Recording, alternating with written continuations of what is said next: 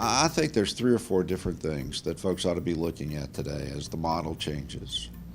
One is population health, which is data driven and moving in the patient centric way. The second piece of that, and as you identify the data, you identify the individuals, you move to a volume versus value statement.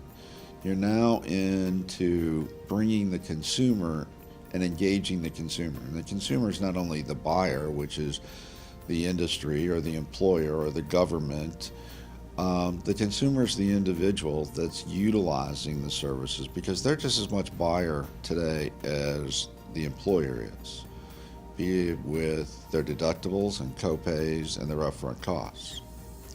So basically, the third thing is moving into a different model of managing behavior. So now you have providers interested in patient-centric models, value versus volume, consumers more interested in transparency and impact, and moving the 10 or 20% of the population that spends 80% of the bill.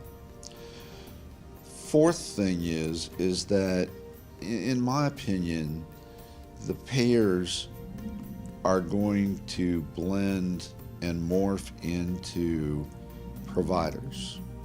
And so they're going to be one, payer, provider.